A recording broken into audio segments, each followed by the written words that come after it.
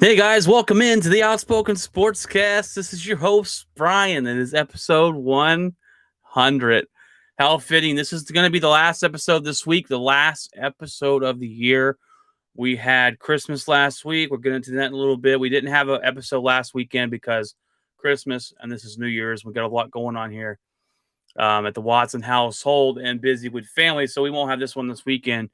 I'm here to give you your NFL Week 16 update. We had a lot of stuff going on. We had games on Christmas Day. We'll get into. We had a murder on live TV. I don't know if you guys watched that one. We had a bunch of interesting games. We had some playoff shakeup. We'll get into a little bit of everything going forward here on this episode. I hope you guys had a fantastic Christmas. Mine was fantastic, and it fell on a Saturday, so we had a nice weekend off. My job never stops, so when I work every day except Christmas, or every holiday except Christmas, Thanksgiving, and New Year's. That's it. Trash business never comes to an end, so we work as much as possible. And I was talking a little bit about it last week. When Christmas or a holiday falls during the week, it's kind of stressful for us because we got to pick up that day's trash throughout the week and make up for it, and it becomes stressful. But it being on the weekend, it's not so bad. So it's been nice and relaxing to get a full weekend off and spend time with the family. We'll get into my Christmas here in a little bit. Let's go ahead and jump into the NFL week. We had Jimmy Garoppolo cost the 49ers a win against Tennessee. It came out that he is actually injured. He has a broken thumb and a torn ligament on his throwing hand. He probably won't play next week. I don't know when he'll be back. I don't know how bad it is. Those are reports that broke today. Is that the reason why he was so bad? He single-handedly cost them this game. The 49ers looked pretty good on defense. They only gave up 20 points. Jimmy Garoppolo kept throwing the ball to the other team and turning over the football in horrible situations, who kept the Titans in this game as the 49ers fall. And it's really a time that they can't lose games. They're fighting for a playoff spot. They were heating up. People were talking about, man, the 49ers are dangerous and you do not want to face them in the playoffs. And then Jimmy Garoppolo does what Jimmy Garoppolo does and loses them the game. So then on Christmas Day, you had the Packers, and I was upset at first because I didn't think I was gonna be able to watch this game. I thought it was only on NFL Network. I don't have the NFL Network because AT&T doesn't have I use DirecTV. I have DirecTV Stream, but they don't have NFL Network. And I was like, man, I'm not gonna be able to watch this game. But it was on Fox 4, and it was on Fox, and I was able to watch it. And I'm gonna go on a rant here a little bit about Packers and Packer fans.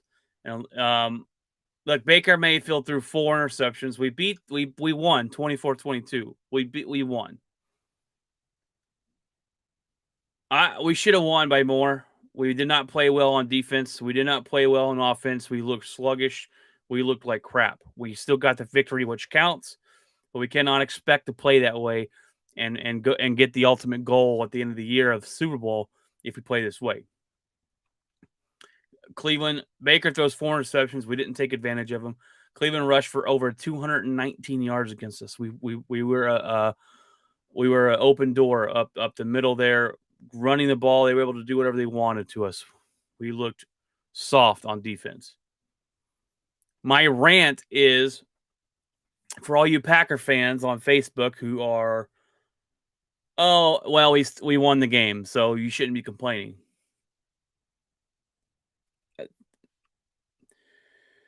I am not okay with that mindset. Look, we watch those teams. We have expectations going into each year. During the season, those expectations change on how you're playing and your record and everything going forward. We're the number 1 seed in the NFC. Did we look like it on Saturday when we played the Browns? Definitely did not. It's called about expectations. Yeah, we won, but we better get better, because if we don't get better fast, we're going to get the Minnesota Vikings are going to run all over us on Sunday. We don't get better, we don't get the number 1 seed, we will lose against the Vikings. Heck, the way we played, I could see us losing against the Lions. They play us tough anyways. It's about expectations. So don't sit here and tell me, oh, you're complaining, you're an idiot, you don't know what you're talking about. Expectations. Having the right expectations is the key.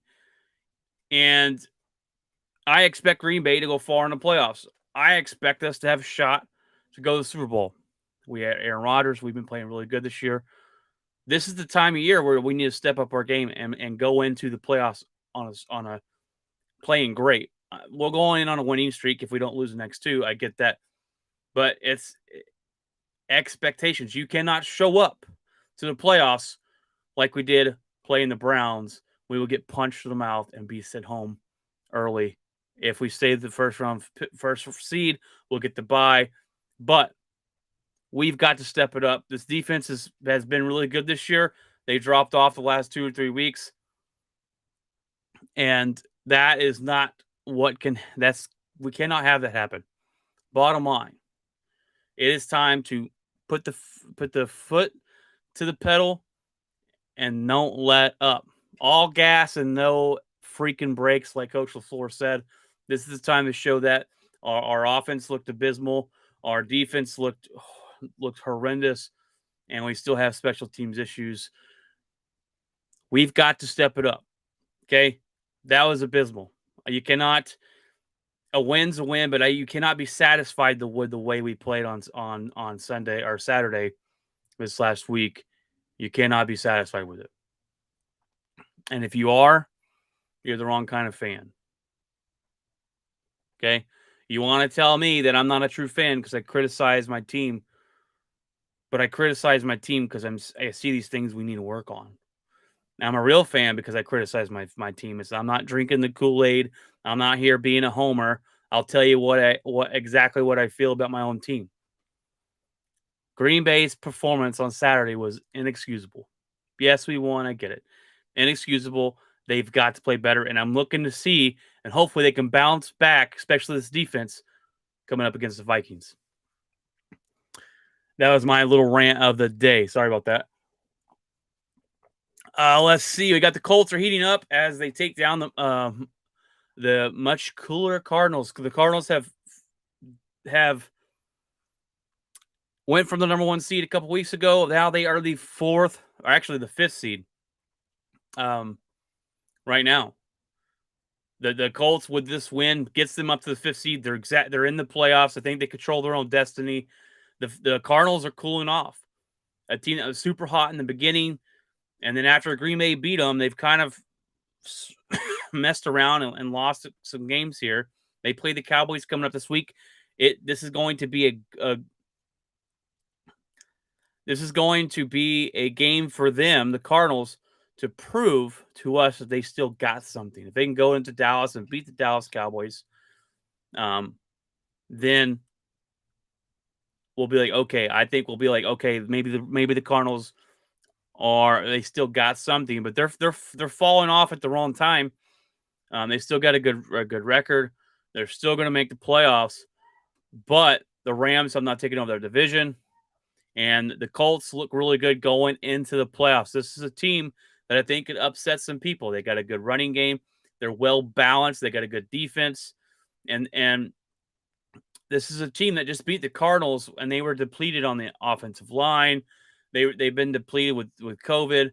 Carson Wentz is actually, I saw this today, he's actually on COVID protocol. He's unvaccinated, so there's 10 days. He'll probably miss this. He'll miss this weekend, and that could be a loss for them, and that might push them out of the playoffs. I'm not exactly sure on where that's going to put them.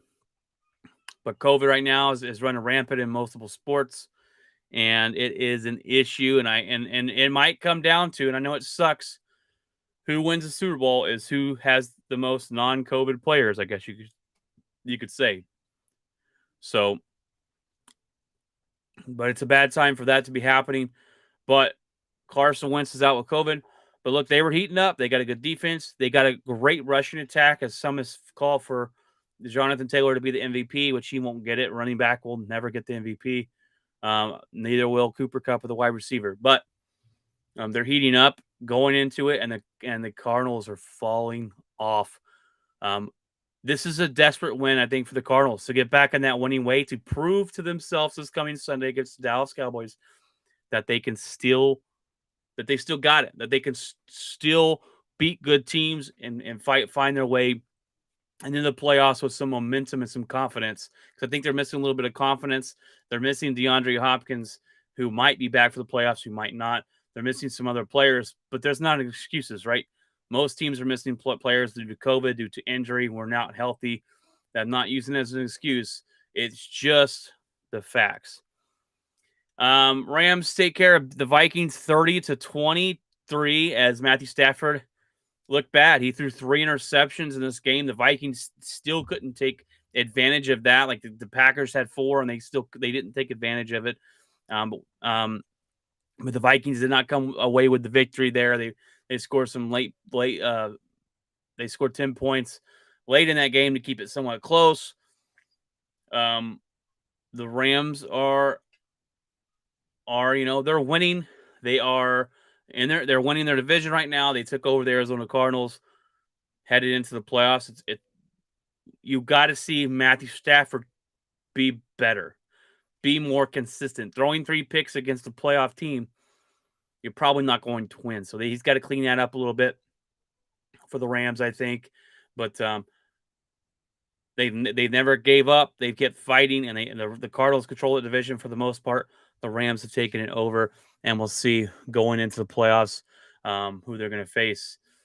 The Buffalo Bills looked like the Buffalo Bills we actually thought they could be this season.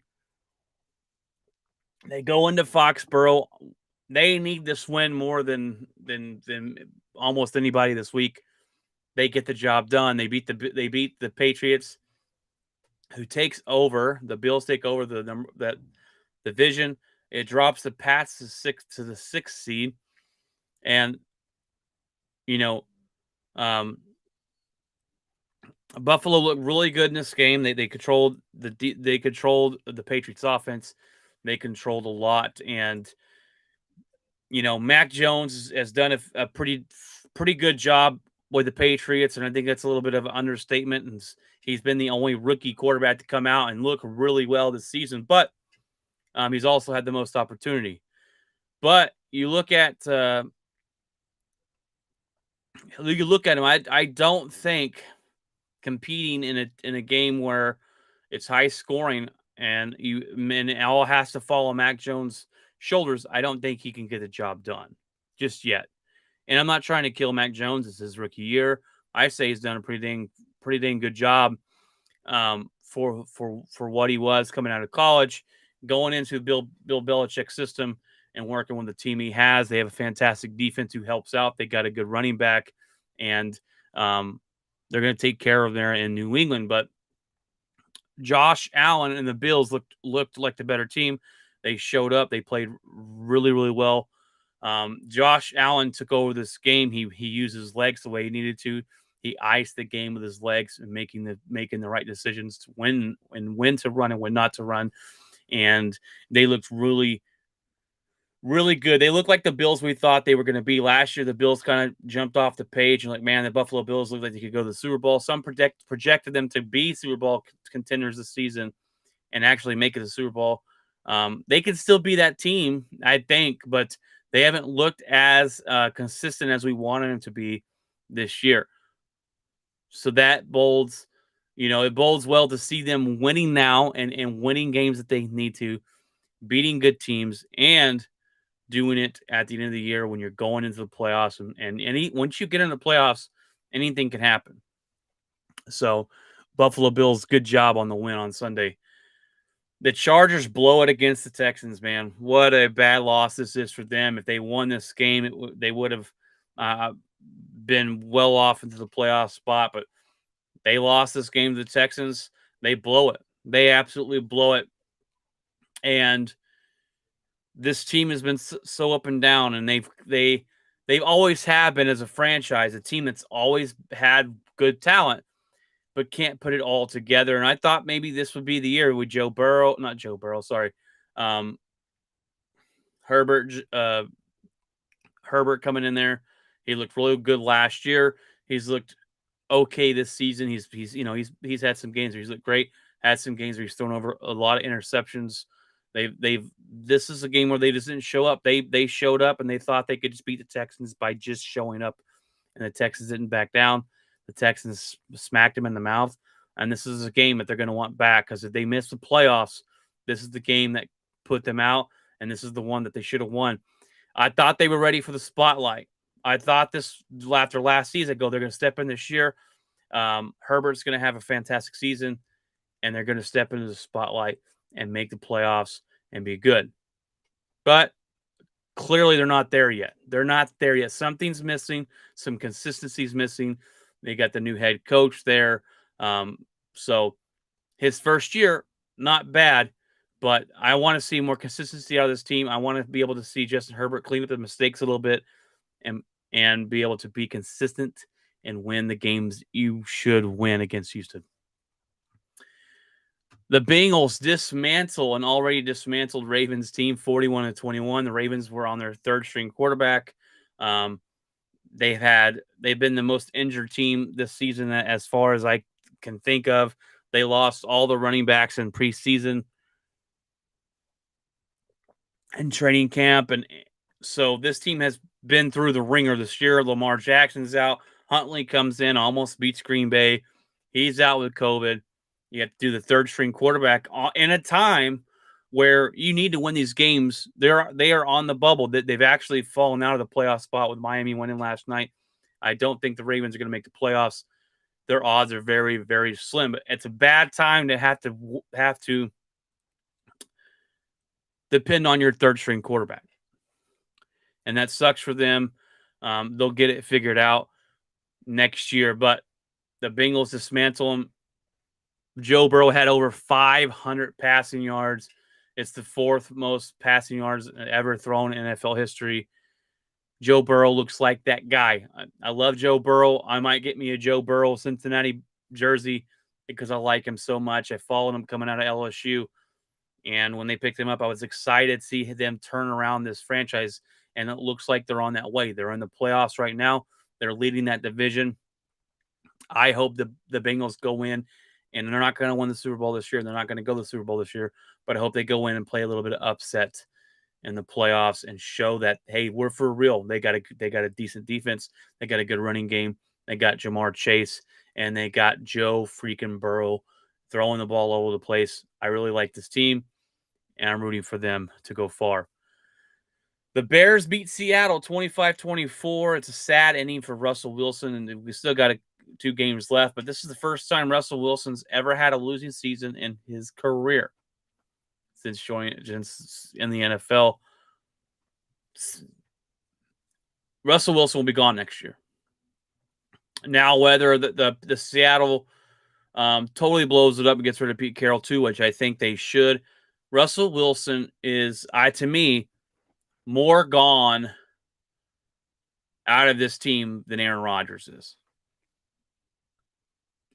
Let me say that again. It's a foregone conclusion that Russell Wilson, is gone from Seattle. He's not coming back. He knows he can't win another ring here. He knows his time is up. He doesn't agree with the future of this franchise. They're going through a rebuild right now, basically. This team is not good enough to win, and he doesn't want to be there for it, and I don't blame him. Okay? I don't blame him for it. I think, though, there's nothing will get him back to Seattle, and he will be gone next year somewhere else. Aaron Rodgers' situation is a little different because we're actually winning. 2 straight NFC Championship games. We'll see what we do this season. He'll probably be gone next year. I already have my mindset that he's gone, but I think right now it's more of a 100% that Russell Wilson is leaving Seattle than is Aaron Rodgers is leaving Green Bay. But Seattle needs to blow it up. blow it up, get rid of Pete Carroll. His mindset, his old school mindset, it does not work in the NFL nowadays, and they have been completely terrible this year. And I projected this at the beginning of the year that Seattle would be the worst team in that division, and they will finish last in the division. I'll pat myself on the back for that one. But yeah, Bears drive down when Nick Foles started his game. Drive down, score the touchdown, hit the 2-point conversion, and win the game. It was a pretty good inning. All right, guys. I don't know if you saw this, but the Cowboys murdered the Washington football team Sunday night. Murdered them. Now I'm in bed. I don't stay up and watch games because I got to get up at 2, 1, 2, 12 sometimes in the morning to go to work on Monday, and I don't do it unless it's Green Bay. But I got up in the morning. Let me see the score. I know Cowboys are going to win. The Washington football team's crappy. I look and I had a double take and wipe my eyes, like 56-14. My goodness. I went to work and I told the people there, man, y'all didn't have to beat them like that. Did y'all have to do them that dirty? Woo. You know, the Washington football team were dumb enough to bring their own Washington benches to Dallas because Dallas brought their benches to Washington. So it's this petty little stupid thing that they both did. Now, Dallas did it because it was colder and the Washington's benches didn't have heated seats and they weren't working. I get that. Washington just did it to be petty. That you're in a closed arena. I think the roof was open, but it's like 80 degrees here right now, so there's no point of bringing your benches to Dallas. So they just did it to be dumb, and they got their butts kicked and looked like an embarrassment on national TV. It was a murder. They straight up 42-0 or 40. They scored 42 points in the first half. They should have threw in the white towel. Someone should have came in, threw the white towel in, and said, "Guys, we've had enough." Washington football team has had enough. Like, we're not even playing the second half. We won 42 to whatever we scored, and head out. The Washington was fighting themselves on the sideline. Dumb, just dumb. I don't think they had to do them like that. That was dirty. They scored on special teams. They scored on defense. They scored on offense. Everything was working great for the Dallas Cowboys. They dominated in every aspect and area of the football game. Couldn't ask for a better game. And when the season first started with the Dallas Cowboys, look, I'll tell you an honest opinion. From what happened last season, I didn't think much of the Dallas Cowboys. I always expect them to win their division because their division's trash, right? The Eagles aren't good. The Giants are a peewee football team. I mean, they are so lethargic on offense; it's pathetic. And the Washington football team is a poor ran organization who's not consistent enough as a football team. Tyler Heineke's not your guy. They half their defense is out on the defensive line. They got a lot of issues. The Dallas Cowboys should win this division by default. I tell my buddies that. You got a horrible division. You should win it easily. If you don't win your division this year with a healthy Dak Prescott, your coach should be fired. That's what I thought. You come in off of the worst defense you've had in Dallas history. They hired Dan Quinn. Okay, let's see what he can do. He ran a great defense up in Seattle. He got his team to the Super Bowl in Atlanta. They blew the biggest lead in the history of the NFL or the history of the Super Bowl. Let's see what he can do. This team starting off the first half of the season looked fantastic. So wow, the Dallas Cowboys. This is the first time I've said this in a long time. Were Super Bowl contenders. They are for real. And then they kind of fell off. And they would still win games, but something looked off. The offense struggled. Dak was in a slump. If you were to tell me this defense this season is what's winning games for the Dallas Cowboys, I would have laughed at you. But they're playing fantastic. They got everybody back and healthy right now on defense. Micah Parsons looks to be the defensive player of the year. I was having not an argument, but a discussion on Facebook a couple weeks ago about the defensive player of the year. And he's definitely the defensive rookie of the year. I don't know about defensive player of the year, but he could be that. Diggs could be that. He's had 11 interceptions. It's the first time that's happened in over 40 years. Okay. That's a big deal. Now he does allow a lot of yards, but He's a wide receiver playing cornerback. This guy is a ball hawk. Shutdown cornerback, not yet. Well, can he get there? Yes, he can, I think. He's a wide receiver playing cornerback, and if you make an error pass, he will be there to get it. This Dallas Cowboy team, and I know you got to take everything with a grain of salt, right? You got to take a grain of salt that you beat up on a bad Washington football team. You got to kind of balance that scale. If the Dallas Cowboy football team plays like they did on Sunday night, they can beat anybody. They can. They can beat Green Bay. They can beat Tampa Bay. They can beat the Chiefs. They can beat anybody if they play that way. The question is, will they play that way? Are they consistent enough to play that way every game? And that hasn't been seen lately, right? They've struggled a little bit. You can still win games and struggle. Green Bay struggled against the Browns, still pulled off a victory. I'm not satisfied with it. Cowboys beat the Giants last week. They didn't look too great. They beat them 21-6. They did not look too great. But it's a win. So you move on and try and get better. The real test will be the Cardinals this week. The Cardinals have been kind of sizzling off on how good they are. But this will be the matchup that we look forward to. We marked on the calendar. Me and Jeff marked on the calendar. This is the game that's going to prove to us if you're for real. This is the team this is the one good, not the one good team. He plays some good teams, but this is the game against a real competitor to see how well you do for the Dallas Cowboys. And look, I think I'm probably going to pick the Cowboys to win. They're at home. The Cardinals are sizzling off. I'll probably pick Dallas to win. I could see it going either way. This game's kind of a coin flip to me, but they both got a good defense. They both have a good offense. Now, the Dallas Cowboys, when they are playing it to their ability, they have better offense than the Cardinals. They have better weapons than the Cardinals. So I'm looking forward to that matchup this week. Let's see if the Cowboys can come back out and be consistent. I'm expecting them to be so consistent that they beat the Cardinals 56-14. No. The Cardinals are better than Washington. But you got to take everything with a grain of salt. The Cowboys looked really well, really, really good on Sunday night. That's the team that their fan base wants to see show up in the playoffs. Will that be the same team? We'll have to wait and find out. But kudos to the Cowboys. Look,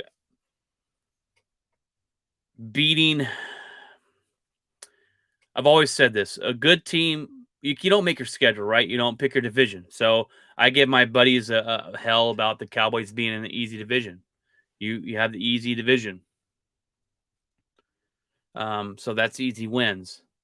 Just like the Patriots for the longest time had 6 wins a year, or at least 5. They go 5-1. You'd be like, how did they lose to Miami? Because their division was so bad. Good teams win handily against bad teams, like the Cowboys just did. And good teams find ways to win the games they're not supposed to. That's what they do. So I can't sit here and be like, oh, you just beat the Washington football team. They beat them handily. They handled their job. They showed up and they did their job. They murdered a team on live TV, and it was pretty bad. Pretty bad. The Dolphins. Let's jump into Monday Night Football here. The Dolphins win 20-7 versus the Saints' third-string rookie quarterback. Horrible game. That didn't even watch it. I knew it was gonna be a horrible game. Horrible game. The over/under was like 32 points. That's how bad they knew this game was going to be. 2 things that the Dolphins could do here one, they've already done. Dolphins are the first team in NFL history to lose 7 straight games and then win 7 straight. They started off 1-0, and then they lost 7 straight games. So they went 1-0 to 1-7. Now they're 8-7. They won 7 straight. They're the first team in NFL history to do that. They could become the only team to start 1-7 and make the playoffs in NFL history. We have not seen that done. I think it happens. They pretty much control their destiny. If they win the next 2 games, they're in. I think they will. I think they make it. I don't even know who they're playing, and I think they make it. I think they make the playoffs. That's kind of cool to go from 1-7 to making the playoffs, and that's not 1-7, and you eked out 3 more wins in a horrible division. You barely made it in. That's you won. You're on a winning streak. You finished off with a winning record. Kudos to them. Kudos to the coach staff to not let them get down on themselves at 1-7. To not let, because that's easy. At 1-7, you could have said, "What's the point?" Right? You could have bounced. You could have bounced out big time, but you didn't. And kudos. That's huge, huge for this coach staff to Mike Flores to not let his team um, lose momentum, lose motivation, and just bounce out early. And that's kudos to them. And they've won 7 straight games. They are 8-7, and that's your weekly recap there. Let's see what happened in the playoff picture as we went over that last week. Some teams have changed. You still got the Packers and Chiefs at number 1 in AFC and NFC. The um, the NFC has clinched. These teams have clinched the playoffs. Packers, Cowboys, Rams, Bucks, and Cardinals. Okay. Those teams have all clinched a playoff spot.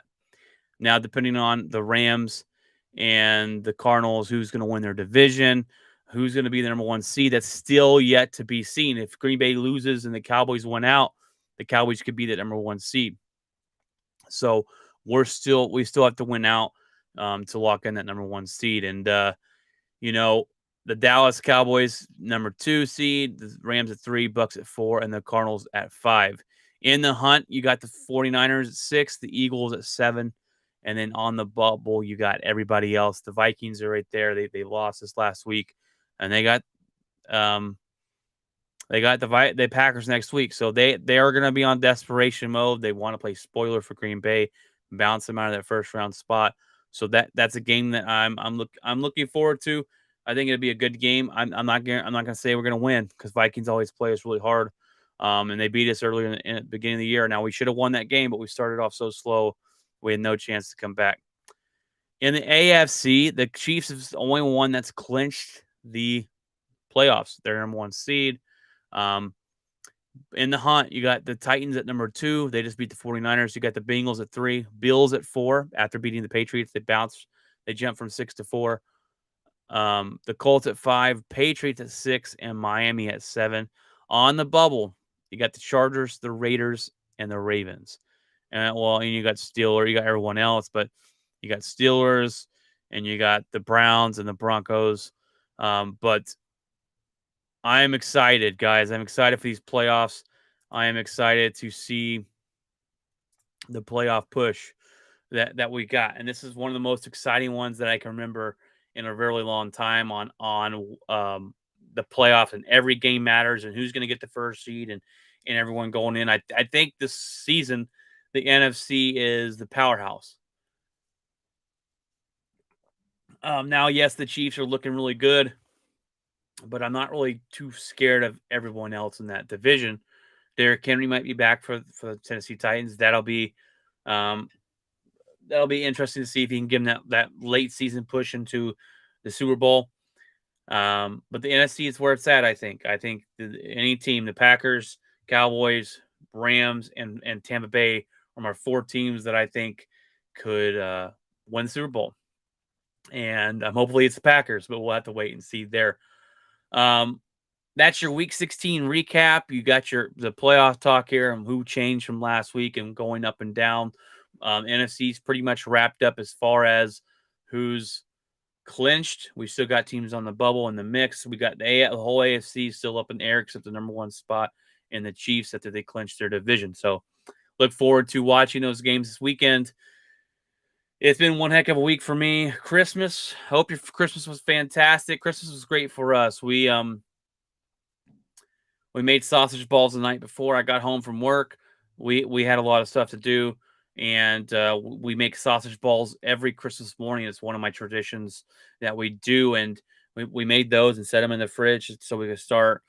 And then Friday night, Christmas Eve, we usually get the girls to bed, or we watch a Christmas movie real early, get the girls to bed. My mom usually lays down with them, and me and the wife will spend all night wrapping, guess however long it takes, put them under the tree, do all that, and then go to bed. And we usually set an alarm, wake up in the morning, and open presents and get the sausage balls cooking. And um, so it's just fantastic. The girls got what they wanted. We got a lot of stuff since we moved into a new house this year. We've got a lot of stuff for their room. Santa Claus brought a lot of stuff for their room and to decorate that. And we got them a play kitchen. I mean, this is a heavy duty play kitchen, all wooden pieces.